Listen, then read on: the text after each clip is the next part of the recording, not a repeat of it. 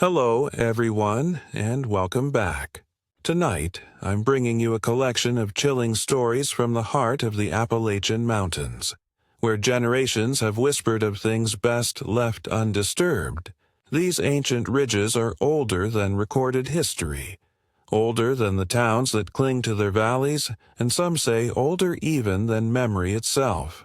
What walks these hollows after dark has never been fully explained. But the people who've lived here all their lives agree on one thing. When the Appalachians call your name, you don't answer. In this episode, we'll journey deep into those mist-covered peaks and forgotten backroads with terrifying accounts from travelers and locals alike. A tent that kept sliding closer to a river every night.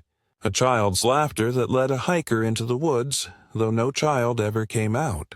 A small town that welcomed an outsider at first, only to later deny he ever existed. These stories come from first-hand testimonies, carefully documented and retold, their authenticity preserved. If you're new here, make sure to subscribe for true horror that will keep you up at night. And hit the bell, so you never miss the moment these mountains whisper from the shadows. I booked the cabin because it was cheap. Tucked in the Appalachian hills, the listing promised peace, quiet, and history. It looked rustic but cozy. Wooden beams, stone fireplace, faded quilts. I drove up late in the evening, winding through empty roads until my GPS died and I had to guess my way. By the time I arrived, the sky was black and the woods pressed close, alive with crickets and the faint sound of running water. Inside, the cabin smelled of cedar and dust. The walls were hung with old portraits of people I didn't recognize. Stern men, women with braided hair, children in stiff collars. Their eyes seemed to follow me as I unpacked. The air was cool, heavy with that old house scent, but it felt safe enough. By midnight, exhaustion hit me hard. I stretched out on the quilted bed, listening to the creak of wood settling around me. Sleep came fast, but when I opened my eyes, everything was wrong. The ceiling above me was lower, beams darker and rotting. The quilt I'd laid under was gone, replaced by a coarse wool blanket that smelled like smoke. I sat up fast, heart hammering. The furniture wasn't the same. A cracked rocking chair swayed slowly in the corner, though no one sat in it. A single candle burned on the dresser, dripping wax down its side. And the portraits. The faces were different. The same frames, but new people. They weren't painted. They were photographs. Black and white, faded, but their eyes looked sharp, alive. I stumbled out of the bed, bare feet sinking into a floor that wasn't mine. The boards were damp, soft under my weight. A faint draft whispered through cracks in the walls. My bag, my clothes, my phone, gone. Panic clawed at me as I pushed the door open. The porch groaned, but outside was worse. The forest stretched black and endless. No road, no car, no sign of the path I'd driven up. In the distance, through the trees, I saw lights, lanterns moving, bobbing toward the cabin. Voices carried, low and rhythmic, chanting words I couldn't understand. I bolted back inside and slammed the door, heart racing. The rocking chair had stopped. The candle flickered low. The photographs seemed closer somehow, the faces sharper. My chest tightened as I realized every set of eyes was fixed not on the camera, but on me. The voices outside grew louder. The lanterns glowed brighter, closer, until faint shadows pressed against the cabin walls. I crouched by the bed, trembling. Then, as sudden as it started, the voices stopped. Silence filled the room like a weight. The candle went out. Darkness swallowed everything. When I woke again, morning sunlight spilled through the windows. The cabin was back. The portraits, the quilt, my bag by the chair. Everything as it had been. For a moment I convinced myself it was a nightmare. But then I saw it. On the nightstand beside me a photograph lay flat. A new one. Black and white. My own face, eyes wide, caught mid-scream, and in the corner of the photo, blurred but visible, was the rocking chair. Occupied. I don't remember taking that picture. I don't even own a camera like that. Now I'm home, miles from Appalachia, but I haven't been able to sleep. Every time I close my eyes, I wake in strange rooms. Sometimes the furniture is different. Sometimes the faces on the walls are new. But always, the photograph waiting for me is fresh. I think that first night in the cabin, I crossed into something else. And each time I sleep, I slip further away. One day soon, I know I won't wake up in my own bed again. And when that happens, someone else will be waiting in the chair. I should have turned back the first time the hills answered me. I'd gone hiking alone in the Appalachian Mountains, thinking it would clear my head. The locals in town had told me to stick to the marked trails, to never wander too far. They said the woods could swallow a man whole. I thought they meant getting lost, not what I ended up finding. The morning had been normal. Birdsong, crisp air, the crunch of leaves under my boots. The trail wound up through the hills until the trees opened, revealing ridges rolling endlessly in every direction. I stood at the overlook, feeling small, and out of habit I shouted into the valley. "Hello!" The word bounced back, faint but clear. I laughed. Everyone knows the mountain's echo. But when it came again, I froze. "Hello," the voice answered, but it wasn't mine. It was close, just wrong enough. The tone was deeper, stretched, like someone imitating me through a broken radio. I stood rooted to the spot, waiting. The forest held its breath. Nothing else moved. I convinced myself it was just the shape of the valley warping the sound.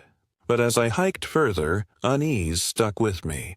The trees grew denser, air heavier, shadows stretching across the trail though the sun was still high.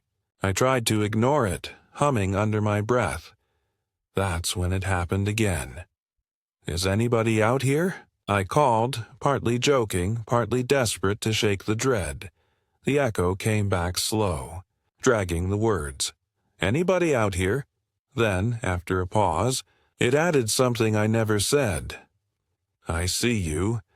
My chest locked tight. I whipped around, scanning the trees. No one. Just endless trunks, dark and close.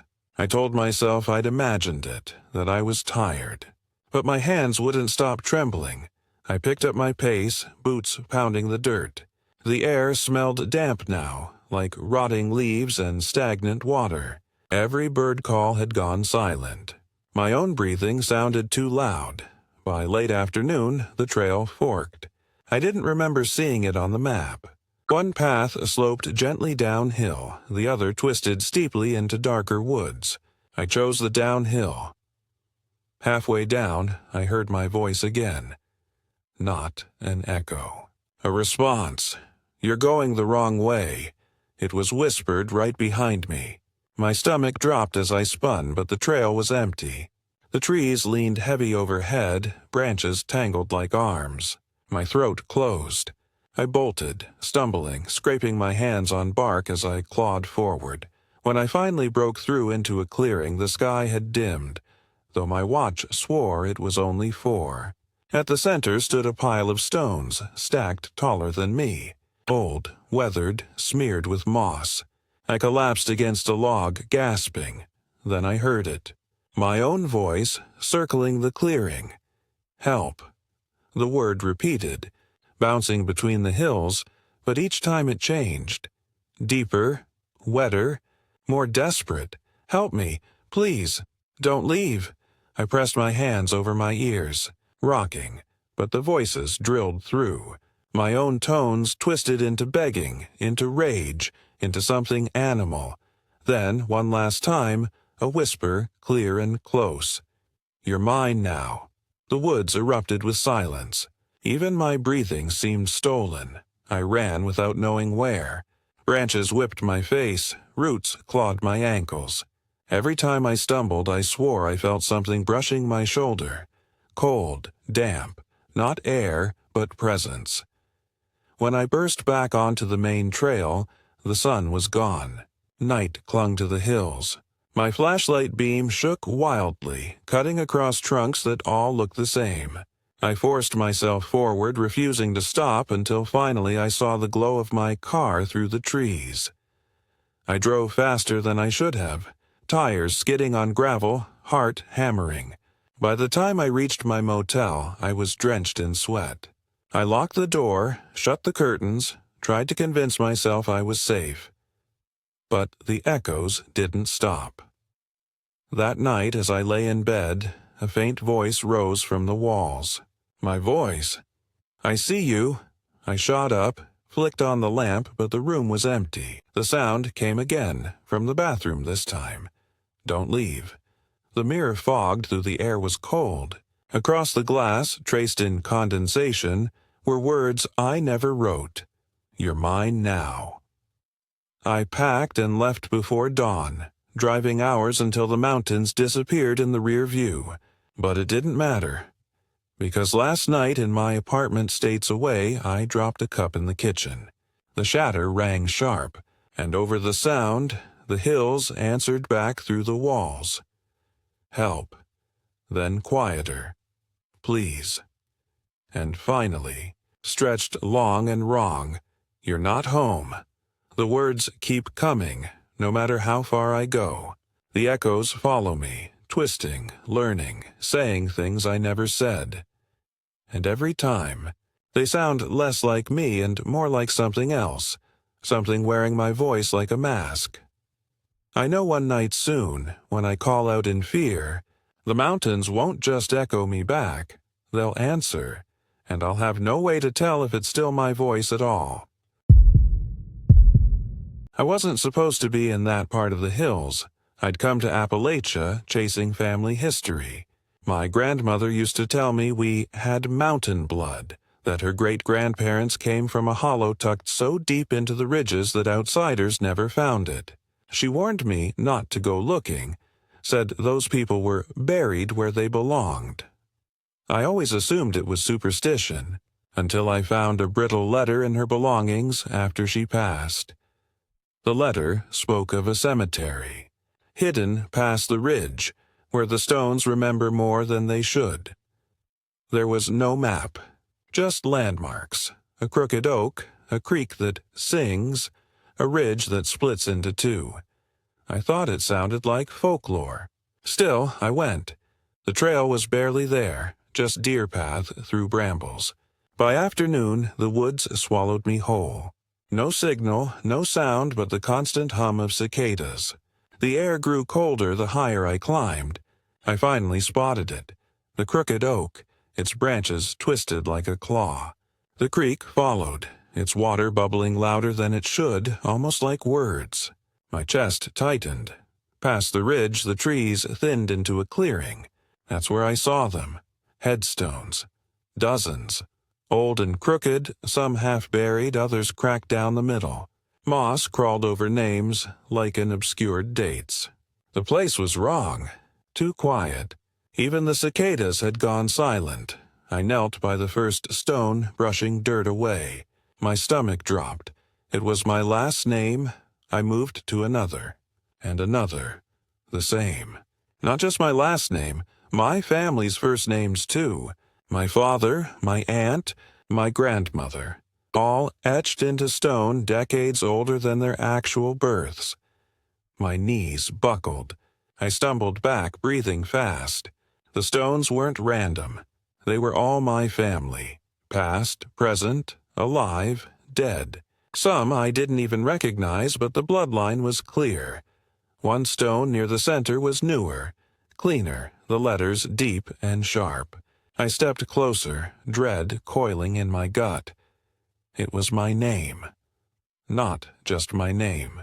My full name, and beneath it, the date of birth was correct. The death date was tomorrow. My vision tunneled. The clearing swayed. I backed up, heart slamming against my ribs, whispering, "No, no, no." That's when the wind shifted. It wasn't a normal breeze. It carried whispers, dozens of them, rising from the ground. I spun, eyes darting across the stones. The soil around some of them shifted, rising like something beneath was stirring. My flashlight beam shook wildly, catching movement between the markers. Figures, pale and thin, standing among the graves. They looked like family portraits come to life. My grandmother's hollow eyes, my father's stoic face, slack and wrong. More I couldn't name, all watching silently, their heads tilting in unison. "Not yet," one of them whispered. It was my own voice. The earth trembled. A low moan rose from the ground, stretching through the clearing. I bolted, crashing into the woods, branches clawing my arms. The whispers chased me, repeating my name, dragging it longer, wetter, each syllable a hook pulling me back. I didn't stop until I burst onto a logging road. My legs gave out and I crawled until I saw headlights. A truck screeched to a halt, a local farmer climbing out, swearing under his breath. He hauled me up, muttering, "You shouldn't have gone there. You never go past the ridge." I asked him what that place was. His face went pale. "That graveyard don't belong to the living." He drove me back to town without another word. I left Appalachia the next morning, shaking the whole drive home. I told myself it was exhaustion, hallucination, maybe something in the air messing with me. For a while, I almost believed it, until last night, I woke to scratching at my door. When I opened it, an envelope lay on the floor. Inside was a photograph of the graveyard clearing. At the center, the headstone with my name gleamed white. But the date wasn't tomorrow anymore. It was today. And as I stared at it, I heard the whisper rise again. Not from outside, but from under my floorboards. "Not yet." I should have turned around when the GPS glitched. The route had been fine all day. Highways, winding back roads, the occasional country lane. I was heading through the Appalachian foothills on my way to visit a friend in another state. But sometime after sunset, the screen froze, then rerouted me. A sharp ping, a new line. It told me to take the next left. The road wasn't on the paper map I kept in the glove box. Still, the sign said, "Service Route 19, and I figured maybe it was just too small to show. The GPS voice told me it was faster. I listened. The blacktop narrowed to gravel. Trees pressed close, branches clawing at my mirrors. My headlights carved a tunnel through endless trunks. The road twisted, bent, climbed. At one point, the gravel turned to dirt. The GPS stayed cheerful, its robotic voice insisting I was on the fastest route. But then it ended. My headlights splashed across a heavy chain strung between two rusted posts. Behind it, nothing but a wall of woods. The GPS chirped, "You have arrived." I cursed under my breath through the car in reverse, but when I looked back, my stomach dropped. The road behind me was gone. Not just dark. Gone. My taillights showed only forest, dense, unbroken, as if no road had ever existed. I spun forward again, heart racing. The chain and posts were gone, too. The headlights now showed a narrow dirt lane winding deeper into the trees. The GPS pinged. "Continue en route," my hands shook on the wheel. Every nerve screamed to stop, to turn around, but there was nowhere to go. Either forward into that impossible road or backward into solid forest. So I drove. The dirt lane twisted tighter, branches scraping the roof. My high beams caught shapes in the woods. Fences leaning half-buried in moss, the skeleton of a barn. A single child swaying though there was no wind. The deeper I went, the more wrong it all felt. I shut the radio off. The silence was worse. After 15 minutes, I saw a glow ahead. Relief washed over me, maybe a farmhouse, a porch light. I slowed, turned a bend, and froze. Dozens of cars lined the sides of the road, all old, rusted husks with plates from decades past. Fords, Chevrolets, even one with wooden wheels. Their doors hung open, some crumpled by vines. Headlights long dead. I crept forward, every muscle tight. My tires crunched over bones. Small. Animal, I told myself. Had to be animal. The glow came from up ahead, a cluster of street lamps. Too many, too close. I rolled into what looked like a town, but wrong. The houses leaned, windows black. Signs hung faded and cracked. A general store, a diner, a post office. But the lampposts burned bright, buzzing with power though the wires above were snapped and frayed. The GPS chimed cheerfully. Continue 1 mile. I killed the engine. The lamps flickered, then the voices started. At first, faint, like a crowd far away. As I sat frozen, they grew louder. Laughter, chatter, the murmur of people walking. But the street stayed empty. Then I heard it. Turn back. It wasn't the GPS. It was a whisper sliding under the car door, curling in my ear. I fumbled the ignition, desperate to leave. The engine coughed, stalled, then roared alive. I spun the wheel, headlights slicing across the storefronts. That's when I saw them, figures in the windows. Dozens of them, faces pressed to glass.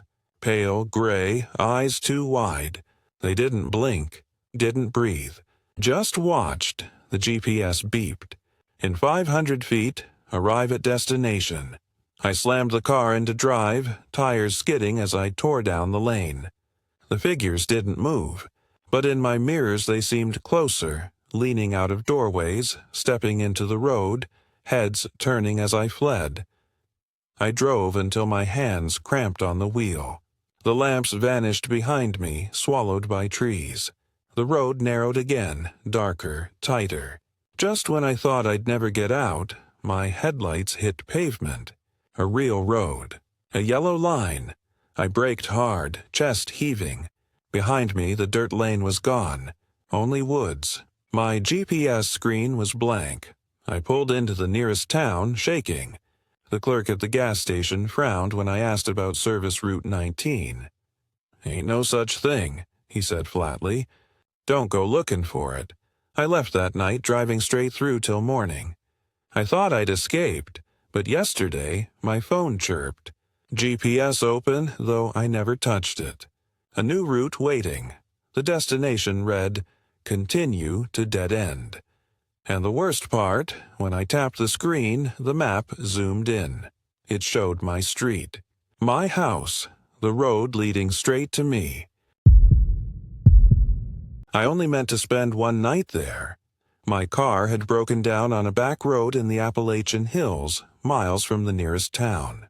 With no cell service and no houses in sight, I started walking. By the time I saw the barn, the sun had dropped behind the ridges and the woods were sinking into shadow. It wasn't abandoned. The wooden frame leaned but held firm, the smell of hay and livestock thick in the air. A dim lantern glowed inside. I called out, but no one answered. Out of desperation, I pushed the door open. Cows shifted in their stalls, heavy shapes breathing slow. A pair of horses stamped and snorted softly. Chickens rustled on their perches. The place looked lived in but eerily empty of people. I waited for a farmer to appear, but none came. My body ached from walking and the night pressed cold. I figured one night of shelter wouldn't hurt. That was my mistake.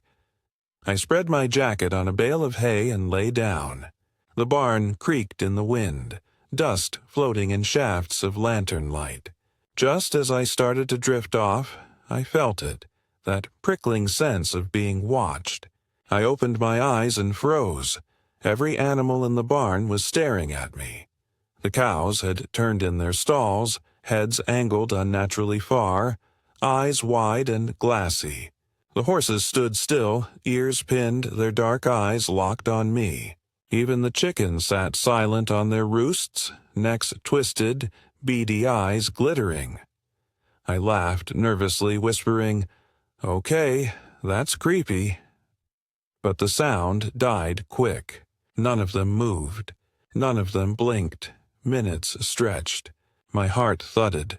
Finally, I clapped my hands, hoping to break the tension. The sound echoed too loud in the rafters. Not one animal flinched.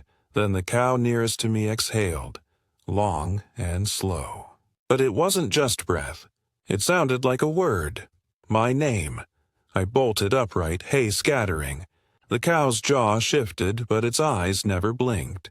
The horses stamped once in unison. My mouth went dry. I stumbled toward the door, ready to run into the night, but when I pulled it open, the hills outside were gone. In their place stretched endless rows of barns, identical, each glowing faint with lantern light. From every direction came the sound of breathing, hundreds of animals exhaling together. I slammed the door shut, chest tight, lungs burning. Behind me, the animals had moved closer. The cows pressed against the stall rails, eyes wide. The horses leaned forward over their gates. The chickens clucked once, sharp and synchronized. The lantern dimmed, shadows crawling up the walls. That's when I heard it. A low humming. Not from the wind or the rafters, but from the animals themselves. The sound rolled together, vibrating through the floorboards, shaking dust from the beams. My body quivered with it, teeth rattling. Slowly, the hum shaped into words. You shouldn't be here. I dropped to my knees, hands over my ears, whispering, no, no, no. The voices grew louder, sharper, cutting into me. Then, just as sudden, they stopped. The barn fell silent. I lifted my head. All the animals had turned away, facing the back wall. As one. Their bodies shivered. Their necks stretched. Then, in a motion that made my stomach twist, they bowed low to the floor. The boards creaked. Something beneath shifted. I didn't wait to see what. I ran to the ladder and scrambled into the loft, pressing myself against the hay. My body shook as the barn below filled with sounds. Hoofbeats, wings beating, jaws grinding. Not natural. Not right. I passed out from sheer terror. When I woke, pale dawn light filtered through the cracks.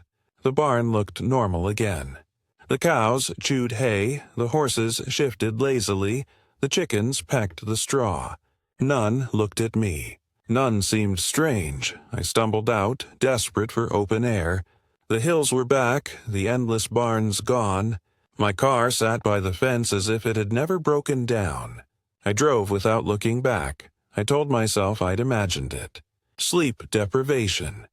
Panic. But last night in my apartment far from Appalachia, I woke to silence. No traffic, no hum of the fridge, just breathing.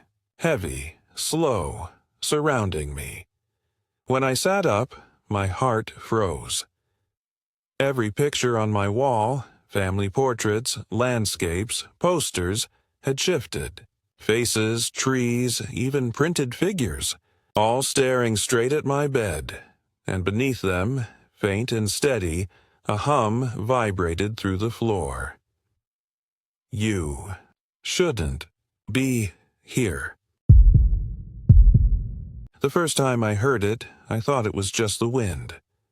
I'd rented a small cabin on the edge of a hollow in the Appalachian Mountains, chasing a week of solitude.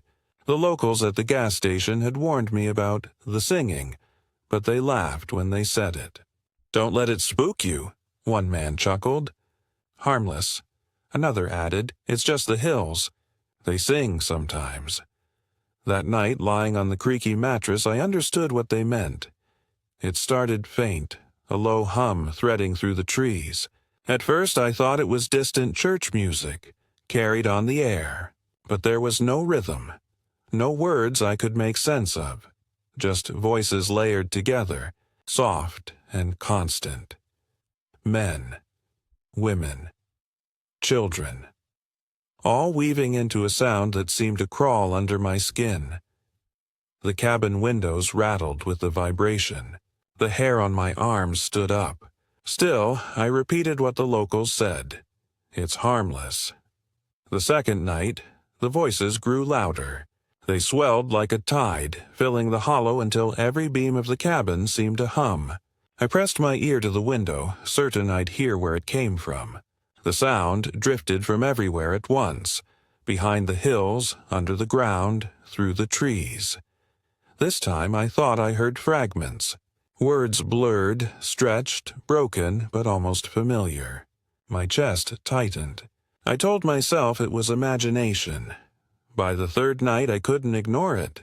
The singing didn't just fill the hollow. It circled the cabin. I felt it in the floorboards in my teeth. My lamp flickered. My phone screen warped, lines twisting across it as though the sound was inside the circuits. Then it shifted. Through the dozens of voices, one cut sharper, clearer. A voice I recognized. It said my name. I froze in bed, sweat slicking my skin. The voice came again, louder. My name, rising from the chorus, drawn out like a hymn. I snapped the lamp on, but the bulb blew with a pop. Darkness pressed close. The singing climbed higher, every voice bending into one unbearable note. Then silence dropped, sudden and total. In the ringing quiet, a whisper slid under the door. "Come outside." I didn't. I sat rigid until dawn, eyes locked on the door, breath shallow. When the sun rose, the world looked normal again. Birds sang. The creek bubbled nearby. I convinced myself exhaustion had played tricks. But in town that morning, the locals' faces told me otherwise. "You heard it," one said flatly. Another muttered, "It called you." They wouldn't say more. That night, I packed to leave, but curiosity gnawed at me. I cracked the door and stepped onto the porch. The hills glowed faint under the moon. For a moment, all was still. Then the singing rose again, rolling down the slopes like fog. This time, it was beautiful. Too beautiful. My body relaxed against my will, my chest loosening. I stepped down into the yard before I realized it. My feet moved without thought, drawn toward the tree line. The voices thickened. My name wove through them, sweet, insistent. "Come," I stumbled forward, heart pounding. My flashlight beam trembled across trunks. The forest seemed alive, shadows leaning closer. The air smelled damp, metallic, like old blood. Then I saw them. Figures between the trees. Pale, thin, swaying in rhythm to the song. Their mouths hung open, sound pouring from them though their eyes were closed. Dozens of them, faces slack, bodies tilting like reeds in wind. One turned toward me. Its eyes snapped open, white, sightless, and it mouthed my name. I ran. Branches tore at my arms, roots caught my feet, but I didn't stop until I collapsed inside the cabin, chest heaving. The singing stayed outside, circling, pressing against the walls like a tide. I didn't sleep. At dawn, I shoved my gear into the car and drove until the mountains shrank behind me. I swore I'd never return. But the singing followed. In my apartment miles away, I woke last night to a low hum vibrating the floor. It swelled until glasses rattled in the cupboard. My phone lit on its own, screen black but words scrawled across it in white. "Come outside," and beneath it, faint in the static of the speakers, my name. The locals were wrong. The singing isn't harmless. It knows me now, and it won't stop calling. I only stopped because I was running low on gas. The town wasn't on any map I'd checked before the trip. My GPS froze miles back, the signal cutting out the second I turned off the main road. Still, the little store sat there at the bend like it had been waiting for me. Wooden siding, a faded Coca-Cola sign, a dusty pump leaning by the road. Inside, the air smelled of old wood and kerosene. Fluorescent lights buzzed overhead. Shelves sagged under canned goods, ancient candy, dusty jars. Behind the counter stood a woman in her 60s with sharp gray eyes. I nodded politely and set a couple of bottles of water on the counter. That's when she said it. Back so soon? My chest tightened. Sorry. Her smile didn't falter. Didn't expect to see you again so quick. Not after last time. A chill ran down my spine. This is my first time here, she chuckled. Sure, if you say so. Her eyes flicked to the door, then back to me. But you don't forget faces in a place like this. And I don't forget yours. I forced a laugh, but unease coiled in my gut. I paid in cash, eager to leave, but she held the bills a moment too long before sliding them into the drawer. Drive careful this time, she said. Don't want a repeat. The words clung to me as I got back in the car. I should have left it at that. But curiosity gnawed. What repeat? Why was she so certain she'd seen me before? I decided to stay in town overnight, just to see. The motel sat across from the store, a sagging two-story with peeling paint. The clerk barely looked up when I signed in. The room smelled of mildew, the sheets rough. Still, exhaustion knocked me out fast. At 2:13 a.m., I woke to scratching at the door, slow, deliberate, like nails dragging across wood. I held my breath, staring at the handle, praying it wouldn't turn. Then a voice seeped through the gap under the door. My own voice. Let me in. I scrambled back, heart hammering. The scratching stopped. Silence pressed in heavy. I sat frozen until dawn. When I finally opened the door, nothing waited outside. But on the floor lay a scrap of paper. 4 words scrawled in jagged letters. You were here before. My hands shook as I packed. I went to the store to grab gas before leaving. The same clerk looked up as the bell chimed. You're still here, she said flatly. Did someone drop this at my room? I demanded, holding the paper. She just tilted her head. We told you last time. Don't stay past one night. I stared at her, throat dry. There is no last time. Her smile returned, too sharp. You keep saying that. I left, tires spitting gravel as I tore down the road. For an hour, the ridges swallowed me whole. The road twisted and turned, always familiar but never ending. Then I saw it. The store. Same wooden siding. Same pump. Same faded sign. I slammed the brakes, heart lurching. This wasn't possible. I had been driving away, yet there it stood, waiting. I stumbled inside, desperate, half delirious. The clerk looked up, her gray eyes glinting. Back again, she said softly. No, I snapped. This can't be happening. She leaned forward, voice low. You never left. The room spun. My hands trembled against the counter. I stumbled outside, gasping, but the town around me had changed. The motel was gone. The road was gone. Only the store stood, surrounded by endless woods. That's when I saw them. Figures standing just inside the trees. Dozens. All of them with my face. Some older, some younger, all staring silently. Their mouths moved, whispering words I couldn't hear over the buzzing in my ears. I backed toward the car, fumbling for the handle. But when I opened the door, another scrap of paper sat on the driver's seat. You never leave. My reflection in the rear view didn't move when I did. Its lips curled into a smile. Now, back in what should be my apartment miles away, I can't shake the feeling. The clerk's words echo in my head. The faces in the trees haunt my dreams. And sometimes when I glance at the mirror, I don't see myself. I see one of them. I thought camping in the Appalachians would be peaceful. A way to get off my phone, breathe mountain air, and finally prove to myself I wasn't afraid of being alone in the woods.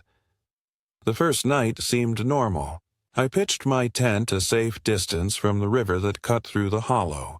The water rushed loud and steady, a constant hiss in the background.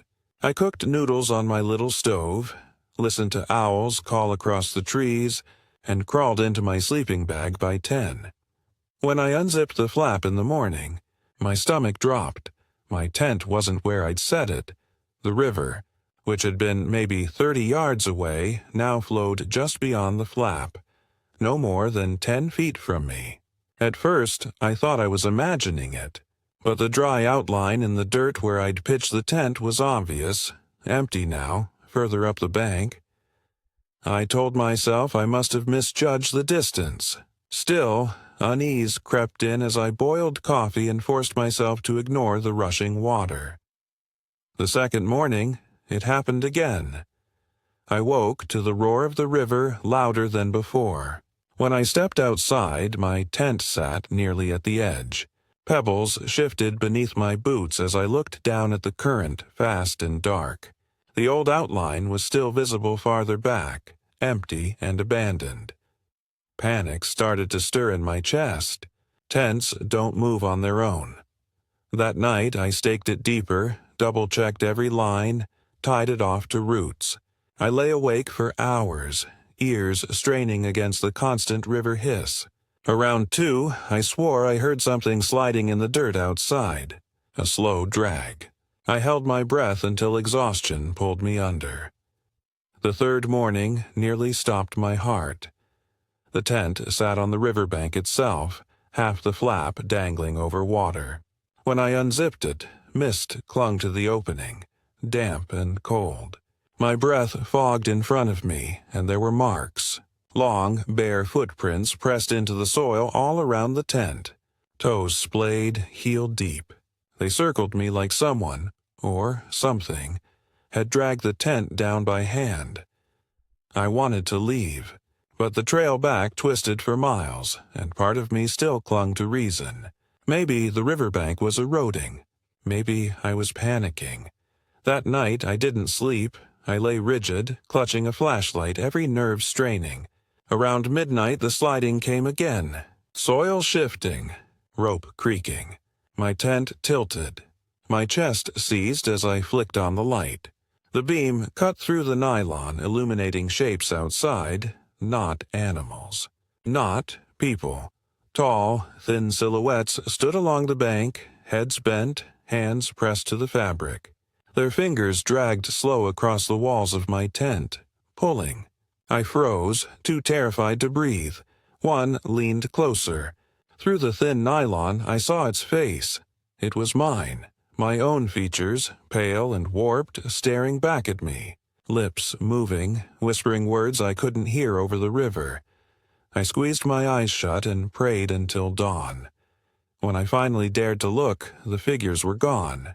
The tent sat directly at the river's edge. The current slapped the dirt inches away. I packed in a frenzy, heart hammering.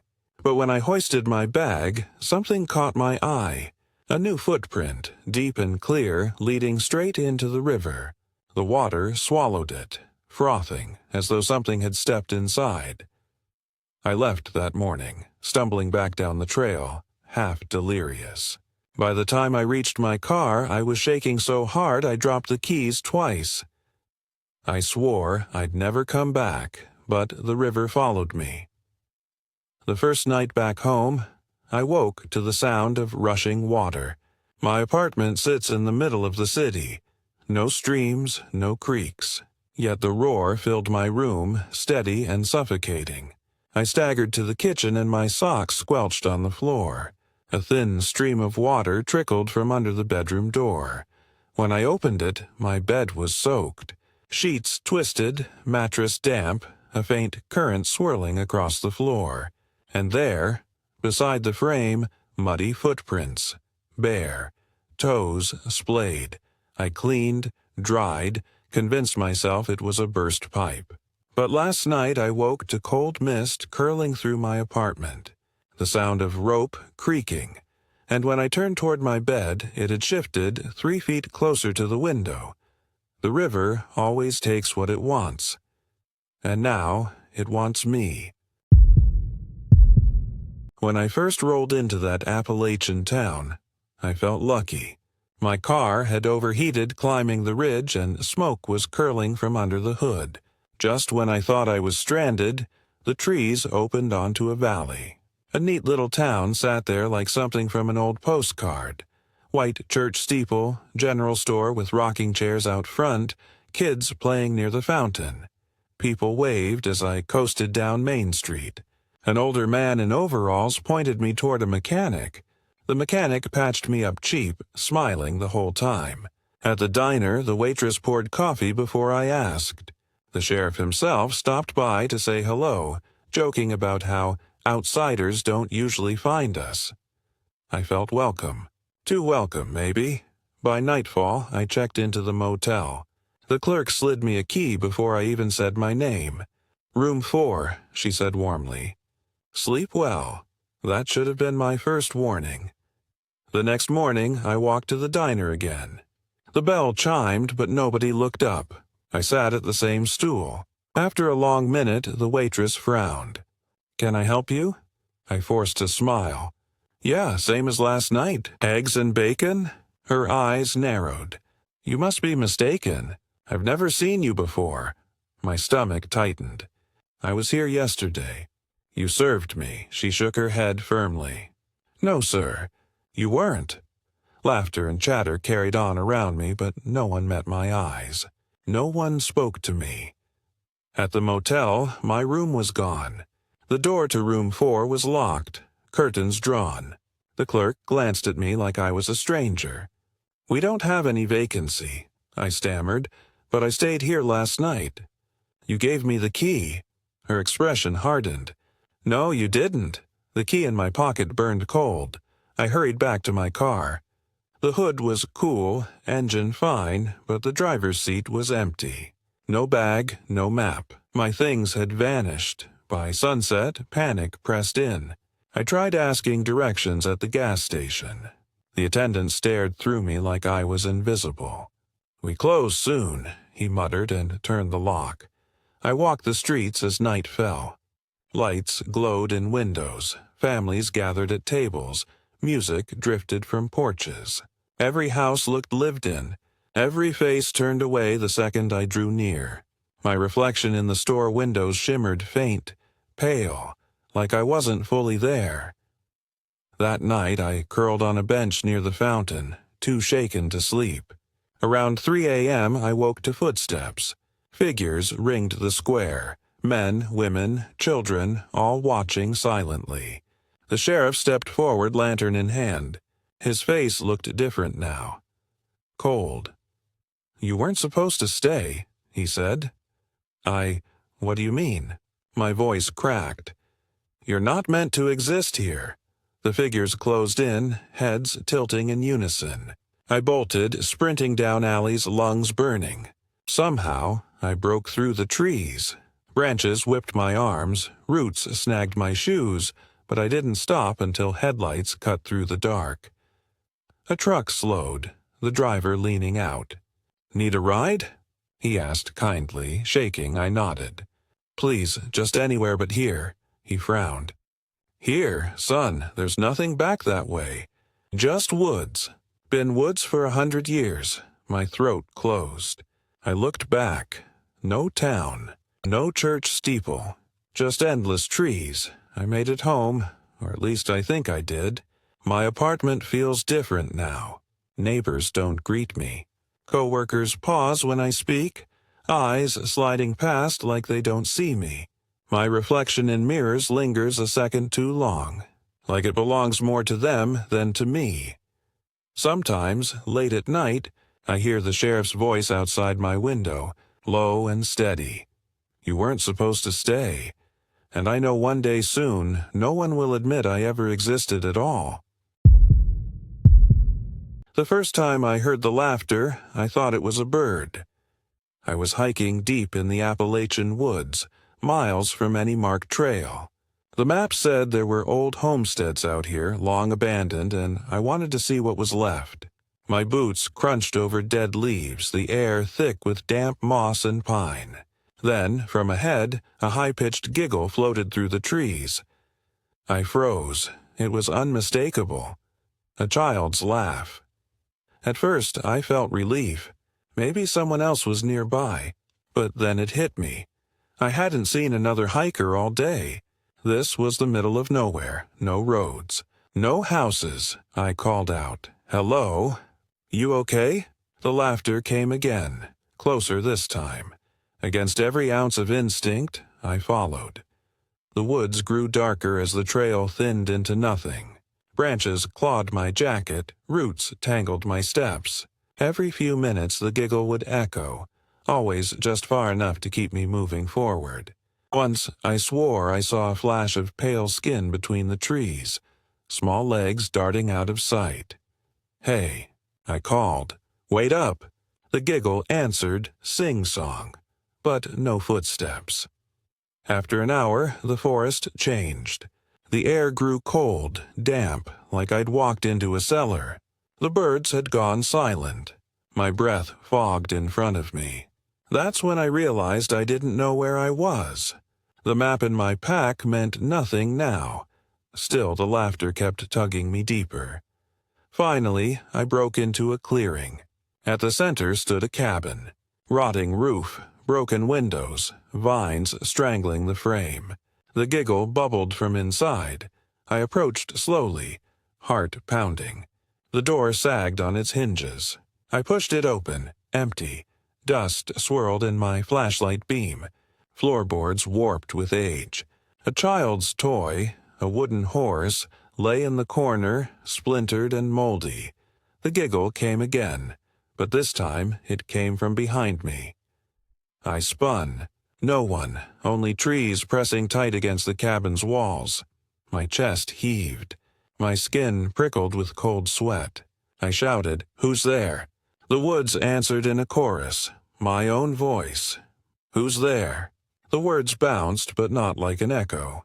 Each repeat twisted, deeper, warped, cracked. "Who's there? Who's here? You're here." I bolted. Branches whipped my face, roots snagged my ankles, but I didn't care. I ran until my lungs burned, until the laughter finally stopped. I stumbled onto a narrow trail, half collapsing in relief. I followed it downhill, praying it led to civilization. By dusk, I saw lights, a farmhouse, smoke curling from the chimney. I nearly cried. The farmer who answered the door looked me over, grim. I stammered about a child in the woods. His face darkened. "You heard it," he muttered. "Heard what?" I demanded. "Them," he said flatly. "They sound like children." "They ain't." I begged him to explain, but he shook his head. "Best you forget it." He gave me directions back to the main road and shut the door. I left Appalachia the next day, but I can't forget. Because last night, in my apartment hundreds of miles away, I woke to a sound outside my window. A high-pitched giggle. I froze, heart hammering. Slowly, I turned my head. In the reflection of the glass, a pale face stared back at me. Small, childlike, grinning. But when I spun toward the window, the street below was empty, and in the dark behind me, I heard it whisper, "You're here." I should have turned back the first time the hills answered me. I'd gone hiking alone in the Appalachian Mountains, thinking it would clear my head. The locals in town had told me to stick to the marked trails, to never wander too far. They said the woods could swallow a man whole. I thought they meant getting lost, not what I ended up finding. The morning had been normal. Birdsong, crisp air, the crunch of leaves under my boots. The trail wound up through the hills until the trees opened, revealing ridges rolling endlessly in every direction. I stood at the overlook, feeling small, and out of habit I shouted into the valley. "Hello!" The word bounced back, faint but clear. I laughed. Everyone knows the mountain's echo. But when it came again, I froze. "Hello," the voice answered, but it wasn't mine. It was close, just wrong enough. The tone was deeper, stretched, like someone imitating me through a broken radio. I stood rooted to the spot, waiting. The forest held its breath. Nothing else moved. I convinced myself it was just the shape of the valley warping the sound. But as I hiked further, unease stuck with me. The trees grew denser, air heavier, shadows stretching across the trail though the sun was still high. I tried to ignore it, humming under my breath. That's when it happened again. "Is anybody out here?" I called, partly joking, partly desperate to shake the dread. The echo came back slow, dragging the words. "Anybody out here?" Then, after a pause, it added something I never said. "I see you." My chest locked tight. I whipped around, scanning the trees. No one. Just endless trunks, dark and close. I told myself I'd imagined it, that I was tired. But my hands wouldn't stop trembling. I picked up my pace, boots pounding the dirt. The air smelled damp now, like rotting leaves and stagnant water. Every bird call had gone silent. My own breathing sounded too loud. By late afternoon, the trail forked. I didn't remember seeing it on the map. One path sloped gently downhill, the other twisted steeply into darker woods. I chose the downhill. Halfway down, I heard my voice again. Not an echo. A response. "You're going the wrong way." It was whispered right behind me. My stomach dropped as I spun, but the trail was empty. The trees leaned heavy overhead, branches tangled like arms. My throat closed. I bolted, stumbling, scraping my hands on bark as I clawed forward. When I finally broke through into a clearing, the sky had dimmed, though my watch swore it was only 4. At the center stood a pile of stones, stacked taller than me. Old, weathered, smeared with moss. I collapsed against a log, gasping. Then I heard it. My own voice, circling the clearing. "Help." The word repeated, bouncing between the hills, but each time it changed. Deeper, wetter, more desperate. "Help me, please. Don't leave." I pressed my hands over my ears, rocking, but the voices drilled through. My own tones twisted into begging, into rage, into something animal. Then, one last time, a whisper, clear and close. "You're mine now." The woods erupted with silence. Even my breathing seemed stolen. I ran without knowing where. Branches whipped my face, roots clawed my ankles. Every time I stumbled, I swore I felt something brushing my shoulder. Cold, damp, not air, but presence. When I burst back onto the main trail, the sun was gone. Night clung to the hills. My flashlight beam shook wildly, cutting across trunks that all looked the same. I forced myself forward, refusing to stop until finally I saw the glow of my car through the trees. I drove faster than I should have, tires skidding on gravel, heart hammering. By the time I reached my motel, I was drenched in sweat.